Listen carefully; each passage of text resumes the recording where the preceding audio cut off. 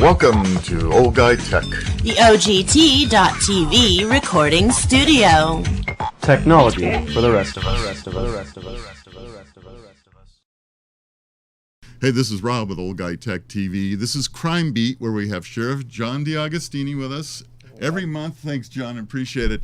He's in his nice camos because he got the recert so he can fly out of a helicopter if he wants now, and that's good for him so that he doesn't have to hike to a scene. He can just get dropped. Let's hope it's not like that bouncy thing. Did you hear about that? Yeah, I got caught up in a whirlwind or whatever. Oh my, that wasn't any good. But hey, I want to quickly thank some of the Facebook group people out there. Thank you for some of the questions that you would like to hear our sheriff talk about. And one of the things that, and this is kind of a large question in here, and the individual says they would appreciate the sheriff addressing the following topics so citizens can be better prepared to shelter in place should the need ever arise. If our normal go-to sources for communications are not functioning, internet, radio, TV, and wireless, is there a backup plan to get information to citizens? For example, designated places citizens can go so they can receive information if it's possible to communicate with citizens by normal means, similar to the emergency plan that families are encouraged to put in place to reconnect with the family should there a disaster occur. For example, does the Sheriff Department work with ham radio operators so they can dispense information? And if so, where would citizens go to receive the information? And what are the realistic expectations and advice from the Sheriff Department relative to citizens being realignment and sheltering in place if they cannot count on aid from law enforcement? Good long That's question. a long lot one. of little ones in there. A lot of thought in that one. Yeah. Yeah, the whole disaster operation, OES, Operation Emergency Services, is in the sheriff's office, under my command. They work diligently to come up with good plans, to come up with they run desktop exercises every year. We do 2 major exercises, search and rescue does. We did a major fire exercise last year down in El Dorado Hills, in one of the communities down there, and actually did a full evacuation. So we stay on top. They stay on top. They train. They work hard. Now, there's a lot of ways to get information in an emergency. Okay. Obviously, we can get stuff on the emergency alert channels. We can do all that normal stuff that you're thinking of, and what the person alluded to here. And ham, absolutely, we do have ham operators in the agency. We have a huge ham population here in the county of operators, and that's fantastic. I have no doubt if things got really bad in this county, everybody would come together, and we'd have a real, as efficient as could be, communications effort to get information out. There are a few other options that are out there besides the normal, the reverse 911, us driving around notifying, things like that. We do have a new program where you can register your cell phone number. Oh, okay. With the county for a reverse 911 type situation. Okay. If you go online to our OES division, I believe that the link is on there that can direct you how to get to how to sign up from there. Now, if you are a resident of El Dorado County, you'll be asked to give your information that matches your tax bill. Okay. And the reason that is so that in a geographical area, if we do a geographical notification. So you can tell by the APN numbers. Exactly, right. exactly. Okay. So, and I mention that because it's important when you do sign on, if you are a homeowner or a landowner and you want to get that notification in regards to your location, your property, you need to enter it exactly as it is on the tax bill. Well, we have a possibility of having a horrible fire season, so I think this probably drives us more than anything else. It's a great idea. It is. Yeah. It is, and it works very good. It's very efficient, and especially, again, for the cell phone, because even if you're not home, you can get that on your cell phone. Right. Even if you have your landline registered for your house, if you live in a rural area where there is no cell service, still go on and register your cell phone so that if you're in Placerville grocery shopping, and there's a major fire Right. up in Pollock Pines or in one of the canyons, and close a you want to road be or something. yeah, Right. yeah, you Right. can get notified on your phone. Mhm. Now we do a very, very good job of notifying in emergencies and evacuations. Sheltering in place, that's a whole nother issue, because you're really not talking about usually fires. Right. Usually fires, if we're going to tell folks to shelter in place when they're on the downwind side of a fire, maybe. Right. But never very on the flanks or the head. Right. It's usually going to be, you need to get out. Now, nearly all fires evacuations are voluntary. We highly suggest, even under a mandatory evacuation, if you say, I don't care what you're doing, I'm not leaving, there's really not much we can do to make you leave. However, there's a reason we're telling you that. Yeah. Yeah. Get the heck out. You might think that they're serious. Yes. It's coming your way. Get the heck out of there. Yeah. And most importantly for the families and I'd encourage folks. Well, I'll get to that in a minute. But Yeah. CERT and your local fire departments, they put on training from time to time, as well as our OES department. But have a plan. Mm-hmm. You as a family have a plan.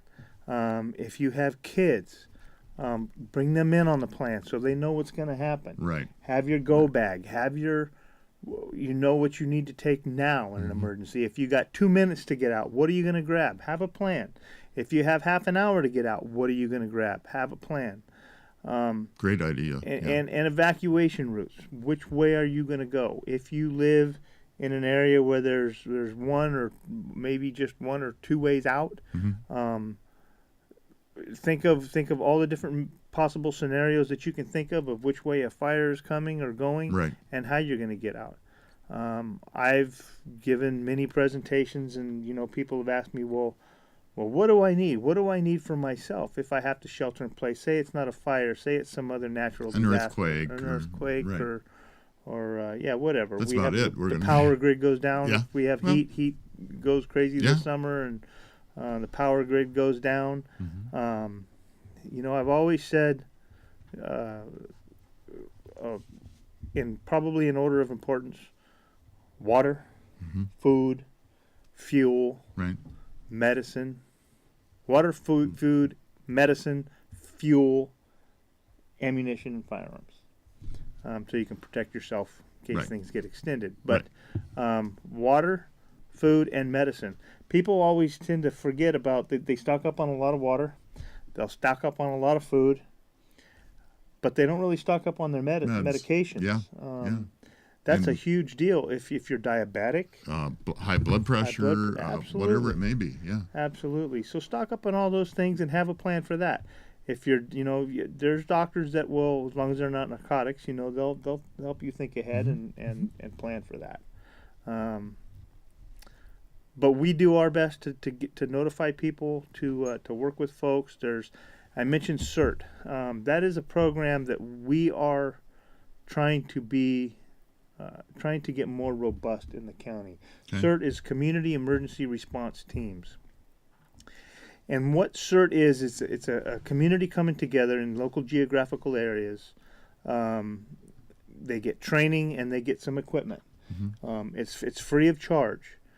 And it teaches you'll get training on what to do in an emergency, how to help notify, how to get the word out, how to treat minor injuries. There's first aid training in there. Excellent. And just how to take care of yourself in an emergency. Because, and I've said it, it's usually not very popular when I say it, but if things really go bad, Yeah. we're not going to be there. Yeah. We're going to be handling where the really bad stuff is going on. Right. And people really need to take care of themselves. Every time I hear of a disaster around the country and everybody's shaking their fist, where's the government? Why isn't the government helping us? Right. Well, folks, we got to take care of ourselves. I'm going to look into that myself. The CERT. CERT, C-E-R-T. All right. Is that on the sheriff's website? We can look up. There's information there. There was just a Okay. press release that came out not too long ago about some new training coming up Okay. for CERT. I'm going to take a look at that because if I'm in town, I want to do that. Get involved. Yeah, it's a good deal. There's a lot of information, and it can go from there. get involved in your local Red Cross. Right. Red Cross or Red Cross. Yeah. That respond to disasters and emergencies. Our motorcycle club is going to be doing first responder stuff. Good. We decided to do, so we're going to start doing that. So, how about when everything gets down, there's nobody with cell service. Landlines are down, and they don't have a ham radio. Is there any plan of having something maybe at the fairgrounds if people could get into an area where there's some help, where there's a stock of food and water and things? Is there a plan to use the fairgrounds for that, or? Well, we have multiple locations. Obviously, the fairgrounds is an obvious one. School sites make good evacuation and centers for people to gather. And it depends, because you can't really have any one plan. Mm-hmm. What if the disaster is at the county seat and the fairgrounds is involved? What are we going to do there? Right. Makes sense. But so there will be a lot of adaptation and a lot of overcoming and dealing with whatever the specifics of the crisis or the emergency is.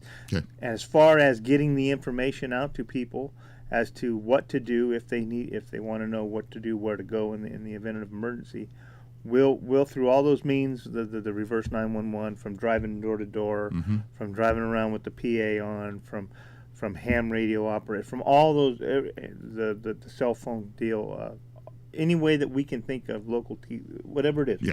Radio, we'll get it out there so we can get folks, make folks aware of where to go and where to get help. That'll be good when that time comes. And I'm thinking even us, with our news truck and ham radios in them and everything, we can jump in and help out too. You bet. And we've actually our OES division is actually going to be much more. They're going to be getting a lot more done here in the next few years, due to our success with the boating program. Years ago, Cal Boating and Waterways, which is where most of our funding comes for our boat program. Right. They started cutting down the funding sources. Right. So the boat program in El Dorado County was a standalone program. It was a full unit run by a sergeant. It had 2 full-time deputies. It had a bunch of extra help deputies that ran the whole boat program. It was a standalone program.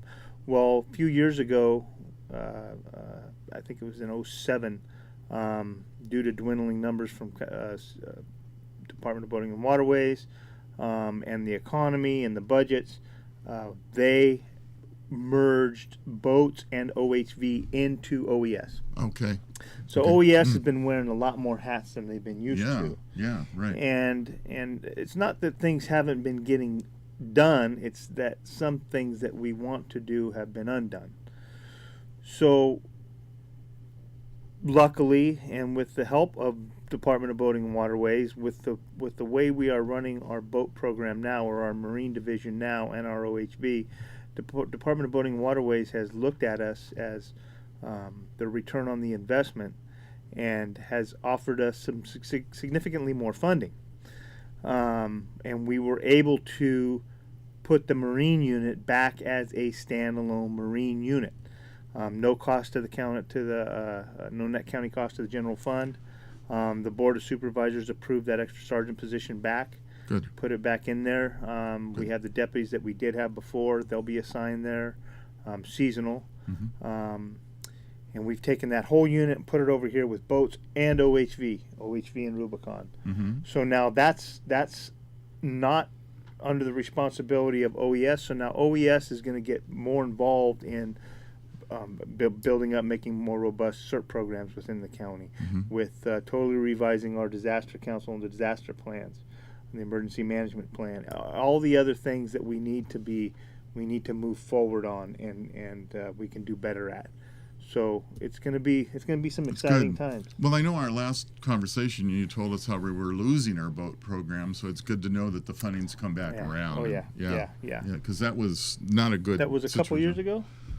Gosh, it's been that long now. Been, maybe, yeah. Yeah, no, they're very pleased with us. One of the things I did was the boat program for specifically South Lake Tahoe was run out of down here. And although I understand the reasons they brought it down here at the time, it was time to get it back to Tahoe. It was time to get it back under the control of those that deal with that environment and deal with that community on Right. a regular basis and understand it. We gave it back to Tahoe. We had a few little bumps in the road, but since then they have just done a fantastic job with the program. They've provided a lot of services. We have much more contact. We have much more time on the water. Good. So Department Yeah. of Boating and Waterways sees that as a return on their investment. Obviously. We yes. give you so much money, we want to see something in return, and they're seeing it. So Yeah. therefore the reward. Well, it's easy to forget about the fact that a good part of Lake Tahoe is in El Dorado County. Yes, sir. And there's a lot of, during the 4th of July facility times of years and other things where we need, that all the law enforcement presence that we can have. So that's good to know. That's really good to know. So the answer to the question on shelter in place, that's one of those things where like the sheriff said, if it's a fire and it's coming at your way, shelter in place doesn't make any sense. So you want to make sure you take care of that. Get involved with the CERT. Look at the sheriff's website. If you want to get involved, go ahead and look at that too, and also the registering your cell phone with OES and getting that done. So that kind of answers that question. That was a rather broad question. This one, this one was almost. I can't believe they actually asked this, but the question is: I have a suggestion for the next time I meet the sheriff. I was at a friend's home, and one of the drone things came into the yard and hovered by the window to look in. What recourse does a person have? I assume, and I'm just going to assume here, I know which what is I not might very do. bright. But I know what I might yeah, do. you got a 12 gauge, right? Yeah, right. Take care of it. I assume this was in a neighborhood, and I assume this was one of those off-the-shelf hobby. It's not a real drone. type It's deal. right. If this is coming somewhere where you have a reasonable expectation of privacy, and it bugs you, call us, because there may be some trespass issues. There may be something like that we can look into and find out where it came from. The drone issue is still, it's still a big thing in law enforcement and in civil rights. There's still a lot of issues. discussions There's on that. There's a lot That's of right. discussions. Right. There is, as there should be, Yeah. because the where they can go and what they can see is pretty much everything. Now, I as well have my concerns about drones and how they are used. However, I do believe, and I feel that a drone program or a remotely operated aerial vehicle, Yeah. RUAV, Yeah. is a fantastic tool for law enforcement in that it can save lives. Right. And what I mean by that is, let's say we have a hostage situation. A suspect takes a girlfriend hostage. Starts out as a domestic violence incident. Maybe he's wanted for something else. She calls the cops. We start rolling up. He says, "Baloney, I'm not going anywhere. I didn't do anything wrong. Leave me alone." And he takes her hostage. Now, we have a robot. We use the robot extensively in our SWAT team. Usually time is always on our side, and we always take our time and everything else.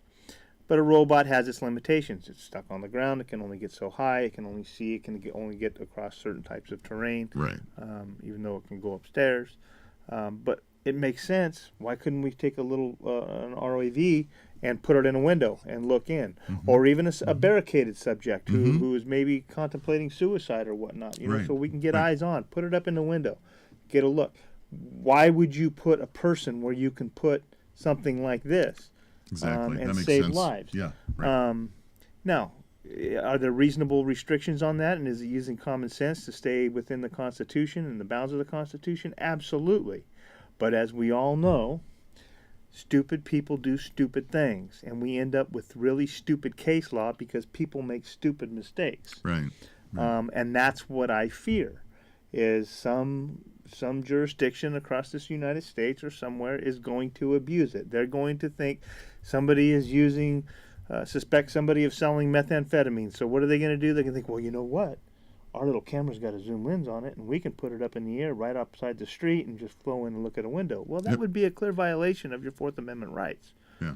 But that's probably where we're going to end up with the case law delineating when and where we cannot use drones. Yeah, you would think that maybe it'll probably get to the point where to do it, you're going to have a warrant.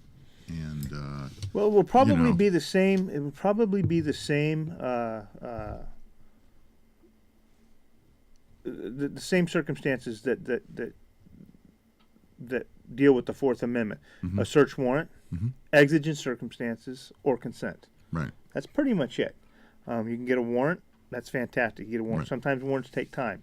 If you have an exigent circumstances where a suspect is barricaded inside of a house, maybe he's got a child or somebody else in there, that's kind of an exigency. Maybe you want to get eyes on at the same time while you're working on a warrant. Right.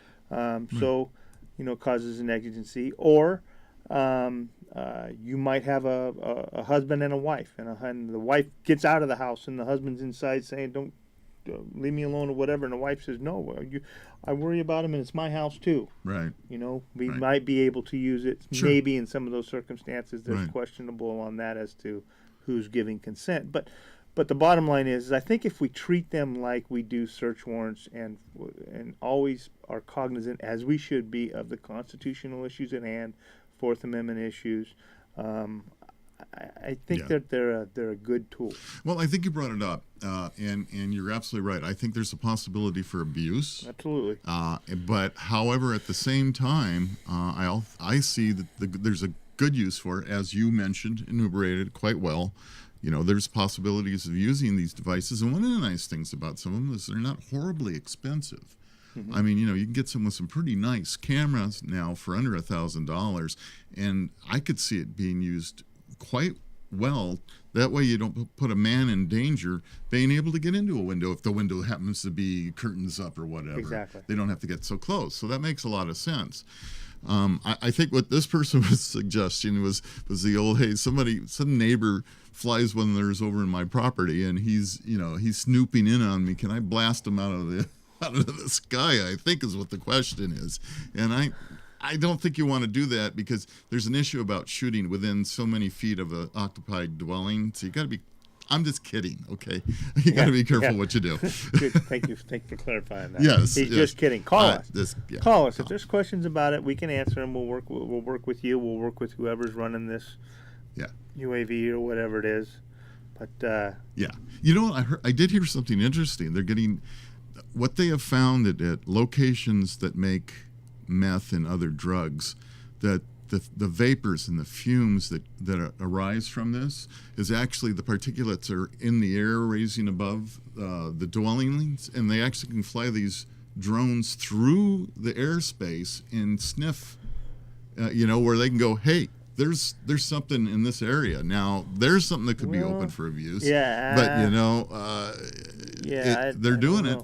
Yeah, the sensors were the sensors were actually one of the first things that came out for possible use of these UAVs, specifically for the fire safety industry, right. And hazmat industry.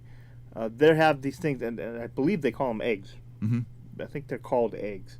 They weigh just a couple ounces. Right. They're remote. They report remotely. Right.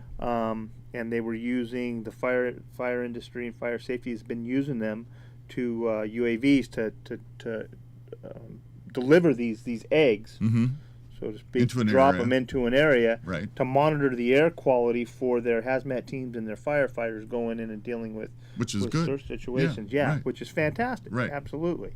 So, but to fly over, we. I can't remember the case law, and I wrote it many times in search warrants of why it's very important.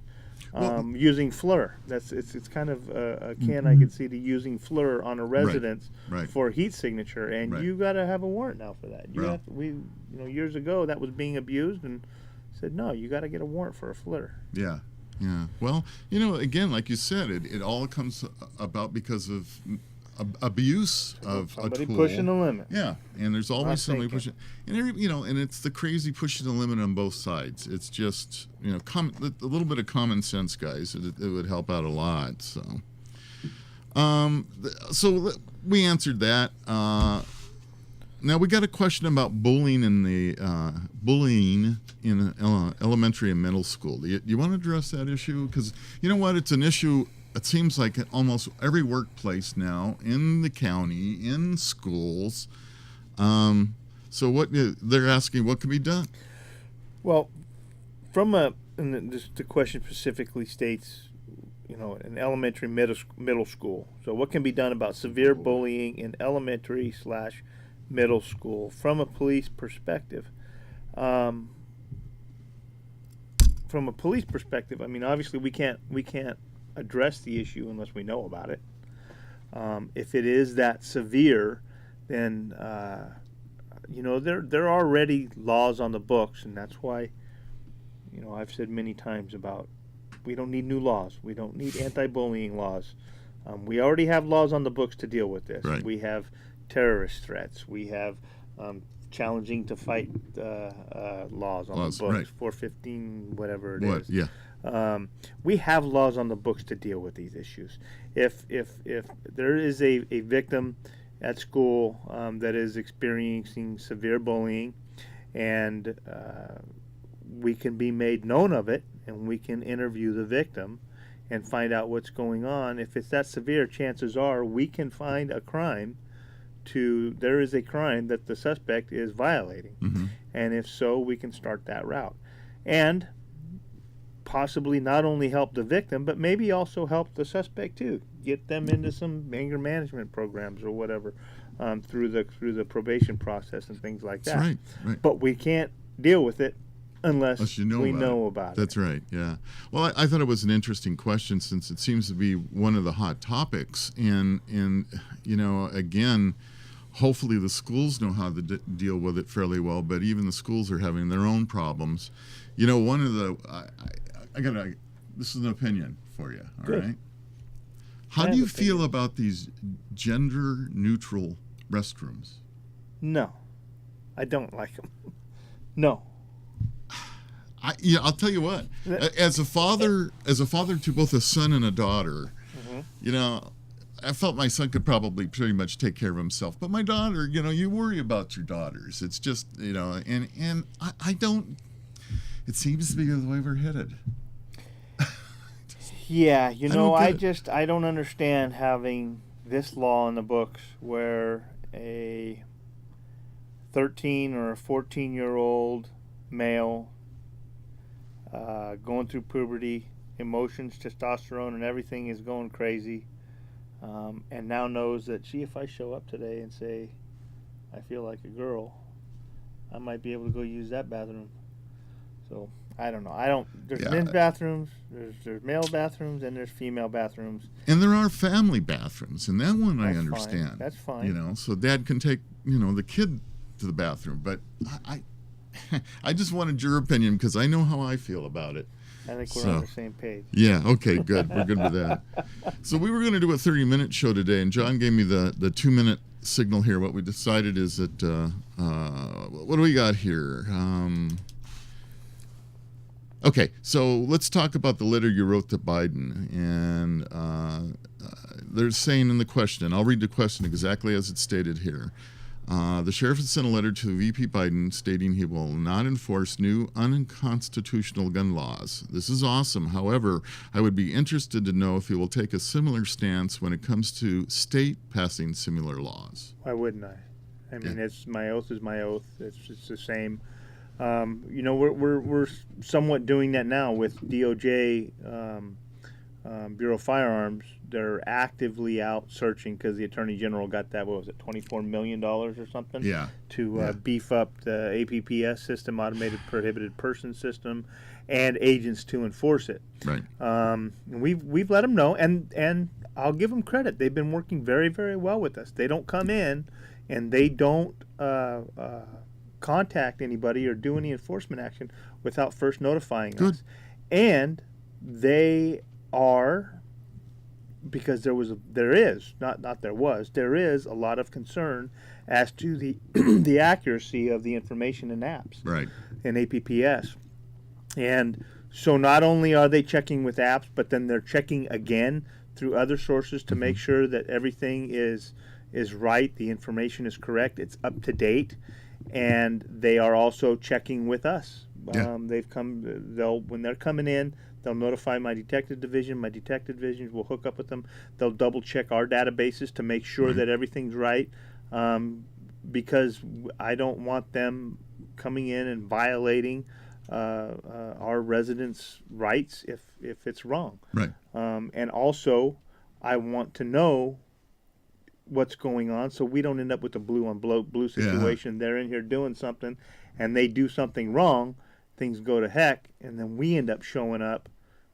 Nothing good can come of that. No. So I will say they have been fantastic. I was actually just on the phone yesterday with the federal side. Monica, the new FBI director here in Sacramento. I don't know her name.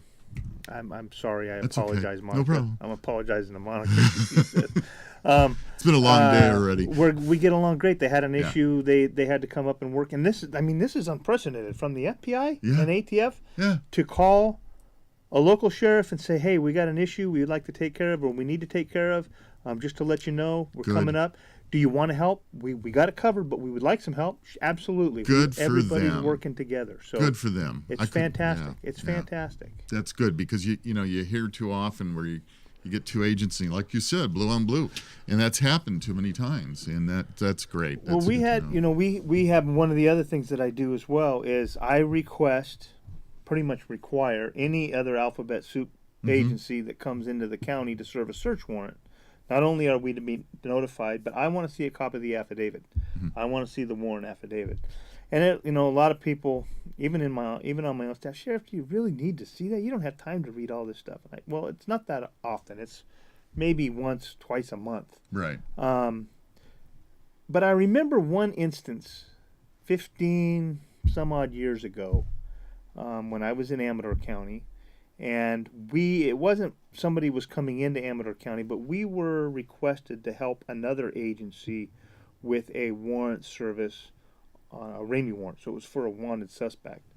And they wanted some help from us. And we said, yeah, let us see the affidavit. And we read the affidavit, not the search warrant itself, not the four corners of the search warrant, but the affidavit, the actual probable cause statement that supports the search warrant. Right. And it was lacking. I mean, the judge signed it. There was probable cause there, but there was still a couple questions that were unanswered, and we didn't feel comfortable going and helping this other agency out. So we told them no, and it was a good thing we did, because it was the wrong house. It was, and I'm not going to mention which agency it was or anything like that, but that's why I want to read the affidavits. I want to read it. Thank goodness. Was it a no-knock too? No, it was. It was a Ramey. I don't remember. I don't remember that. Because you know how frightened I am of no-knocks. I'm just so worried that because unfortunately mistakes have been made. Sure, absolutely. And you got to make sure that everything is 100% right absolutely, on that. Absolutely. So, but yeah, I request and review affidavits. A couple times I've received the search warrant and said, no, I don't want the search warrant. I want the affidavit. Well, what do you need that for? I don't need it. I want it. Just forward me the affidavit, it's a sheriff here. Just give it to me, all right? Please, I want to get along here. That's good. I like that. but it's good to know. And obviously, if there's people that are in possession of firearms that should not be, that's a good thing too. That that those guys are out there trying to make sure that there's no harm comes to our citizens that are obeying the laws and others are not. Yeah. Yes, for 99.9% of the time. However, what really bugs me and I have a hard time with, and I think we need to fix it or look at some of these cases individually, and I'll give you a perfect example. All right. I live here. You live there. There's our property line. Okay. I got a pear tree, And every year, my pear tree grows just a little bit on your side of the fence and drops pears on the side of your property. And those are my pears now. Your pears. Well, you get holler at me and get pissed at me and Yeah. you everything else, and we end up with a big neighbor feud. Right. And one of these days, I've had it, and I said, you know what? Knock it off. And then maybe I say something really stupid. Okay. So you go and get a restraining order on me. Yeah. Now, guess what? I know. My name shows up on apps. Yep. DOJ shows up at my door Now you can't saying, have your now guns. you can't have your guns because you're under a restraining order. Right. You know, maybe I think they need to be looked at individually. And I have a couple friends who have worked with DOJ firearms and told me that they and have left DOJ firearms because instead of going after the real knuckleheads and the real idiots and dealing with the real jerks that shouldn't have firearms, they were spending time doing these kind of things. It's now, the low-hanging it's fruit The situation. low-hanging fruit. Yeah. Now, I've since been told, I can't confirm it, but I've since been told that, no, those are on the bottom of the list now. They don't Okay. prioritize those. They are going after the felons in possession of firearms, the track straw purchases, the gangsters, Right. that kind of stuff. So, I hope so. You know, I worked as an armorer and sold many, many firearms. And to this day, it's been over 20 years, to this day, every now and then I get a call from Department of Justice, which just blows my mind, wanting to know who I sold a particular gun to 20, 25 years ago. and I go, okay, well, first of all, you know, it'll be ATF calling me. And I go, okay, well, it's a handgun. DOJ's got the information. All my stuff has been turned out, and you guys got it. You just look in the records. You've got everything I've ever done, you know, and it just amazes me. It's like, I never even thought about calling Department of Justice. And it's like, oh, Lord. You know, sometimes our feds are not the brightest and the best that they should be. So it always happens. I get a call every year. So we're doing good. We got 6 minutes over. So I want to say, John, once again, thanks, especially for, look at these. You ought to see him. He's in his family. Can I tell you why? If he's, I yeah, don't go wanna be ahead. If he embarrassed. stood up, if you wouldn't see him because he's camouflaged. Yeah, I got my actually Digicam pants on. Digicam, that's it. Yeah. As most of the viewers know, a lot of my career was in narcotics. So I spent a lot of time hanging from a helicopter out in marijuana gardens. Well, to do that, it's called short haul or stabo. We call it short haul here in California. In order to short haul, you have to get recertified every year. Mm-hmm. And they do it once a year for the camp program. They have a short haul recertification. It happened to be today. Now, you ask, Sheriff, why in the heck are you short haul certifying? Why do you need to do that? Well, number one, it's fun. But if we have something bad happen in a garden or in a very remote area of the county, Right. which we do have a lot of those areas, I don't want to walk.